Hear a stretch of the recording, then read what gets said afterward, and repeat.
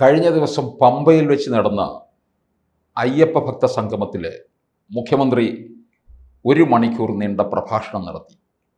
ഒടുവിൽ തിരുവിതാംകൂർ ദേവസ്വം ബോർഡ് ഒരു അയ്യപ്പ വിഗ്രഹം ഉപഹാരമായിട്ട് നൽകി. അത് പിണറായി വിജയൻ സന്തോഷത്തോടെ ഏറ്റുവാങ്ങി. അത് ഏറ്റുവാങ്ങിയപ്പോൾ കേരള രാഷ്ട്രീയത്തിലേക്ക് എന്ത് സന്ദേശമായിരിക്കും നൽകുന്നത്? കമ്മ്യൂണിസ്റ്റിനെ നന്നാൻ പോകുന്നുള്ള സന്തോഷം. കമ്മ്യൂണിസ്റ്റ് പാർട്ടികൾ നമ്മൾ കേരളത്തിലെ പ്രവർത്തന രീതി നോക്കിയാലേ, അതായത് communist party of India Marxist എന്ന് പറയുന്നതിനേക്കാൾ നല്ലത്, അല്ലെ കമ്മ്യൂണിസ്റ്റ് പാർട്ടി ഓഫ് ഇന്ത്യ എന്ന് പറയുന്നതിനേക്കാൾ നല്ലത് കൺഫ്യൂസ്ഡ് പാർട്ടി ഓഫ് ഇന്ത്യ എന്ന് നമുക്ക് തോന്നിപ്പോകും. കാരണം ഇങ്ങനെ ഒരു സംഭവം 50s അവർക്ക് ഉണ്ടായിരുന്നു. ജനാധിപത്യത്തിൻ്റെ പാത സ്വീകരിക്കണമോ അതല്ല സായുധ കലാപം തുടരണമോ എന്നൊക്കെ. അത് പിന്നെ കൺഫ്യൂഷനൊക്കെ മാറി. പിന്നെ ഈ 80s 90s 2000 വരെ അവർക്ക് വലിയൊരു പ്രോബ്ലം അല്ലായിരുന്നു. 2000 വരെ. അത് കഴിഞ്ഞിട്ട് അവർക്ക് ഇന്ത്യയിലെ ഈ ജാതി മത സ്വത്വങ്ങളുമായിട്ട് എങ്ങനെ ഏത് രീതിയിലാണ് നെഗോഷിയേറ്റ് ചെയ്യേണ്ടതെന്നൊരു സംശയം വന്നു. അപ്പം അതിന് പല പ്രശ്നങ്ങളുണ്ട്. കാരണം ഒന്ന്, അന്താരാഷ്ട്ര തലത്തിൽ ആ സമയമാണ് സോവിയറ്റ് റഷ്യ ഇല്ലാതായി. ഇന്ത്യയിൽ അവർ മുഖ്യശത്രുവായി കണ്ട കോൺഗ്രസ് ഒക്കെ വെറും പാവാണെന്നും ഒറിജിനൽ ഫാസിസം എന്ന അവർ കരുതിയിരുന്ന BJP സെൻട്രലിലേക്ക് വരികയും ചെയ്തു. ആ BJP തന്നെ വാജ്പേയും പോയി നരേന്ദ്രമോദി എന്ന് ഇവർ ഫാസിസ്റ്റ് എന്ന് വിളിച്ചിരുന്നു. നിങ്ങളൊക്കെ ഫാസിസ്റ്റ് എന്ന് വിളിച്ചിരുന്നു. നേതാവും പ്രധാനമന്ത്രിയാകെ അതിലും വലിയ ഫാസിസ്റ്റ് എന്ന് വിളിച്ചിരുന്ന അമിത്ഷാ പാർട്ടി പ്രസിഡന്റ് ആവുകയൊക്കെ ചെയ്തതോടുകൂടി ഇനി എടുക്കേണ്ട സമീപനം എന്നായിരുന്നു. മൊത്തം കൺഫ്യൂഷനായി. മാത്രമല്ല ആദ്യ കാലഘട്ടത്തിൽ ആ ഒരു ലീഡർഷിപ്പ് എന്ന് വെച്ചാൽ ഉണ്ടുമടുത്ത നായന്മാരും നമ്പൂരിമാരുമാണല്ലോ ഈ പാർട്ടി ഉണ്ടാക്കിയത്. കുറച്ച് ഈഴവന്മാരും അവരൊക്കെ മരിച്ചു പോവുകയും ചെയ്തു. ബാക്കി അതിനുശേഷം അവർ കൊണ്ടുവന്ന ഗതിയില്ലാതെ വീട്ടിലെ പയ്യന്മാരാണ് പിന്നെ നേതാക്കന്മാരെ ഇപ്പം നിൽക്കുന്ന ആളുകൾ, ഏത് സമുദായത്തിൽപ്പെട്ട ആളുകളാണ്.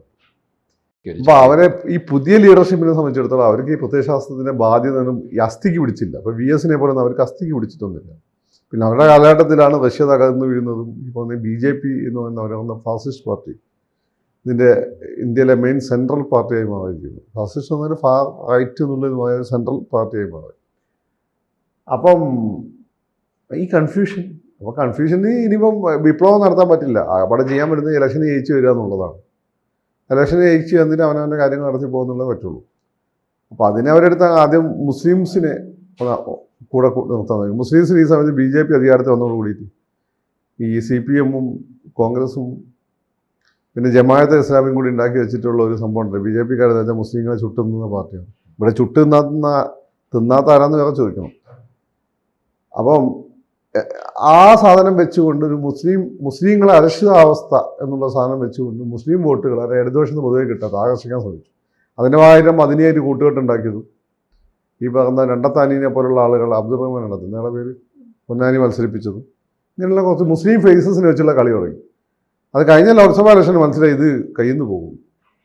കാരണം ഈ ആലപ്പുഴ ഉൾപ്പെടെയുള്ള സ്ട്രോങ് ഹോൾഡായ സ്ഥലങ്ങളിൽ, അല്ലെങ്കിൽ കണ്ണുമടച്ച് ആലയം നിർത്തിയാൽ ജയിക്കുന്ന വർക്കല, ആറ്റിങ്ങൽ പോലെയുള്ള സ്ഥലങ്ങളിലെല്ലാം BJP വൻതോതിൽ വരെ വോട്ടും കൊണ്ടുപോയി. അതോടുകൂടി മനസ്സിലായി ഇനിയിപ്പോൾ അതുകൊണ്ട് നടക്കില്ല. പിന്നെ മാത്രമല്ല ഹിന്ദുക്കളോട് പണ്ടേ നമ്മൾ പറഞ്ഞു, ഹിന്ദുക്കളോട് മാത്രം എന്തിനാണ്, മുസ്ലിങ്ങളോട് ഈ സമീപനത്തിൽ പോകാൻ വേണ്ടി ഹിന്ദുക്കൾ ആചാരങ്ങളും അനുഷ്ഠാനങ്ങളും അവരുടെ വിശ്വാസങ്ങളും അങ്ങനെ തന്നെ പോകാം. They are more natural to the society. ഹിന്ദുക്കൾ ഇവിടെ തന്നെ ഉണ്ടായാലും അത് ഇവിടെ തന്നെ ഉണ്ടായ വിശ്വാസമാണ്. ആ ഒരു ഘട്ടത്തിലാണ് എന്ന് തോന്നുന്നു ഇനിയിപ്പോൾ അതായത് ഹിന്ദുക്കളെയും കൂടി പണക്കണ്ട എന്നുള്ള തീരുമാനം എടുക്കുക. അയ്യപ്പ സംഗമം മുമ്പ് ചെയ്തുകൂടായിരുന്നു. കാരണം ഇവിടുത്തെ ഏറ്റവും വലിയ തീർത്ഥാടന കേന്ദ്രം ഏതാണ്? അയ്യപ്പനാണ്, ശബരിമലയാണ്. ശബരിമല കഴിഞ്ഞിട്ട് ഇവിടെ ഗുരുവായൂർ അല്ല പരമനാഭ സ്വാമി ക്ഷേത്രമൊക്കെ വരുന്നുള്ളൂ, മലയാറ്റൂരും വരുന്നുള്ളൂ, ഭീമാപള്ളിയും വരുന്നുള്ളൂ. അപ്പോൾ ശബരിമല മുമ്പേ നമ്മൾ ഫോക്കസ് ചെയ്യേണ്ടതായിരുന്നു. അത് ചെയ്തില്ല. അത് ഏതായാലും വൈകിപ്പോയി. ഇനിയിപ്പം വൈകിപ്പോയാലും ഇപ്പോൾ ആ ഒരു തിരിച്ചറിവുണ്ടായാൽ നന്നായി.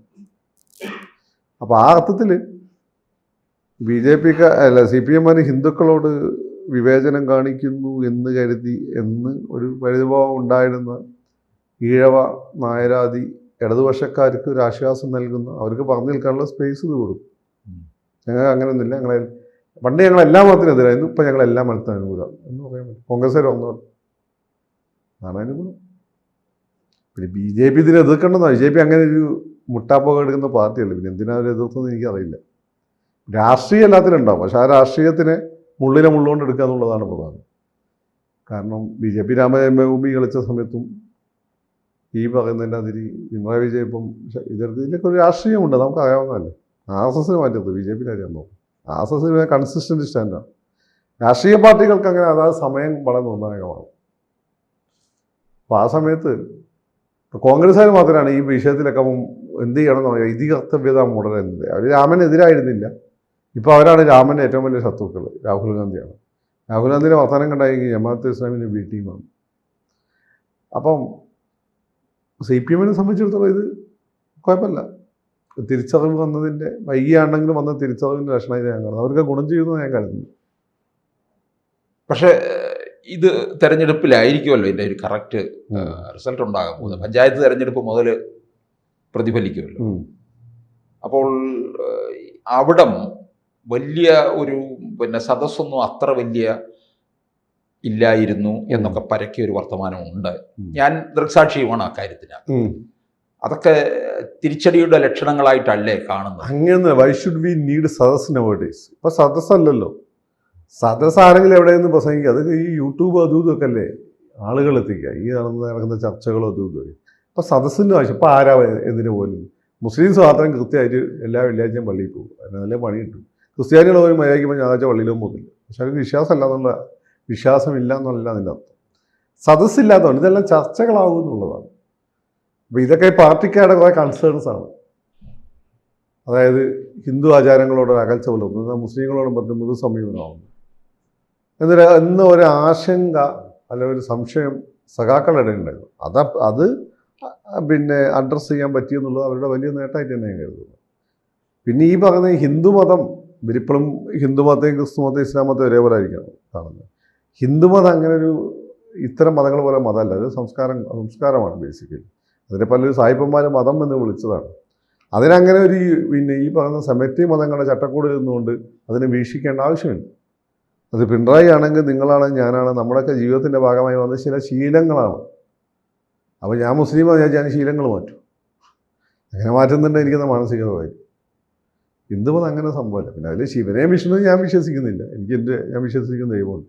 അതിൻ്റെ സാംസ്കാരികമായ സത്തയുണ്ടല്ലോ, അത് ഞാനും നിങ്ങളും അല്ല. നമ്മുടെ ശരീരത്തിൻ്റെ തൊലിയിലും കളറിലും നമ്മുടെ ലുക്കിലും എല്ലാം അതിൻ്റെ നമ്മുടെ ബോഡി ലാംഗ്വേജിലൊക്കെ അത് വരും. അപ്പോൾ ഇതിനകത്തൂടെ CPM എന്തെങ്കിലും രാഷ്ട്രീയ ലാഭം ഉണ്ടാക്കിയാൽ അതിൻ്റെ നഷ്ടം BJPക്ക് ആകുമോ? കോൺഗ്രസിന്. BJPക്ക് ഒരു സംഭവിക്കത്തില്ല. BJP അവിടെ വോട്ട് ബാങ്ക് സ്ട്രോങ് ആണ്. കോൺഗ്രസ് എന്ന് വെച്ചാൽ CPM ഇങ്ങനെ എതിരായിട്ട് മതത്തിനെതിരെ ഹിന്ദുയിസത്തിനെതിരെ അധികം കളിക്കുന്ന സമയത്താണ്. CPM ബേസിക്കലി ഹിന്ദു പാർട്ടിയാണല്ലോ, ഹിന്ദുക്കളല്ലേ അതിൽ കൂടുതലുള്ളത്. അതിൻ്റെ പാർട്ടി സെക്രട്ടറി ഇതുവരെ വല്ല മുസ്ലിം വന്നിട്ടുണ്ടോ? ഇല്ലല്ലോ. അതിൻ്റെ പാർട്ടി സെക്രട്ടറി ഇതുവരെ എല്ലാം ക്രിസ്ത്യാനി വന്നിട്ടുണ്ടോ? ഇല്ലല്ലോ. എല്ലാം നമ്മുടെ ആളുകൾ തന്നെയല്ലേ.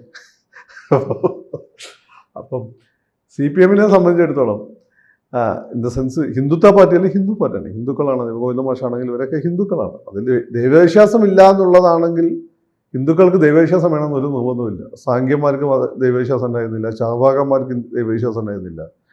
ഈ തമിഴ്നാട്ടിലെ ദ്രവീഡിയൻസിന് പലർക്കും ദൈവവിശ്വാസമല്ല. അവരൊക്കെ ഹിന്ദു സ്റ്റാലിൻ ഹിന്ദു അല്ലേ? അയാളെ ഭാര്യയായിട്ടല്ലേ ഇവിടെ വന്നിട്ട് എന്തോ ഒരു ഗുരുവായൂർ വന്നെന്തോ ആനേനെ കൊടുക്കുക എന്തൊക്കെ ചെയ്തു. അപ്പോൾ ഈ പറയുന്നതിന് മാതിരി ഹിന്ദുക്കളോട് വിമോചനം കാണിക്കുന്നു എന്നുള്ളൊരു ഫീൽ ഉണ്ടാക്കുമ്പോൾ അവിടെ നാടിക്കളിച്ച് ഈ ആശങ്ക ഉണ്ടായിരുന്ന വെള്ളാപ്പള്ളിയെ പോലുള്ള ആളുകളുണ്ട്. വെള്ളാപ്പള്ളി നമ്മൾ ഏത് കൂട്ടത്തെ കൂട്ടരെ എനിക്ക് അറിയാൻ പറ്റും, BJP ആണോ CPM-നോടാണോ. ഏതായാലും അങ്ങനെയുള്ള ആളുകളെ സംബന്ധിച്ചിടത്തോളം ആ പ്രശ്നം പരിഹരിക്കാൻ വലിയ അളവ് വരെ ഇത് കാരണമാവും. അതല്ല പണ്ടത്തെ പോലെ ഈ മുസ്ലിം അപ്പീസ്മെൻറ്റും മുസ്ലിം നാമധാരികളായിട്ടുള്ള വക്താക്കളെ ചാനലിൽ കയറൂരി വിട്ട് അപ്പുറത്ത് വരുന്ന BJP-കാരും എന്താണ് കോൺഗ്രസ്സുകാരെ ഹിന്ദു പാനലിസ്റ്റുകളെ അഞ്ഞത്തോട്ട് വരുന്ന പരിപാടി ഇപ്പം കുറഞ്ഞിട്ടുണ്ട്. ഇപ്പം ഞാൻ നോക്കുമ്പോൾ പാനലിസ്റ്റുകളെല്ലാം അത്യാവശ്യം മയപ്പെട്ട അനിൽകുമാറിനെ പോലെയൊക്കെയുള്ള നല്ല മാന്യമായി സംസാരിക്കുന്ന ആളുകളാണ്. പണ്ടത്തെ പോലെയുള്ള ടീംസിന് അധികം വരുന്നില്ല. പണ്ടിങ്ങനെ ശക്തമായ എതിരെ സംസാരിച്ചുകൊണ്ടിരുന്നാണ് ഞാൻ എന്നെ പാർട്ടി വിടുന്നല്ല, ഞാൻ സ്വയം പോകുന്നതായിരുന്നു. ഷംസീദൊക്കെ ഇപ്പോൾ മയപ്പെടുകയും ചെയ്തിട്ടുണ്ട്.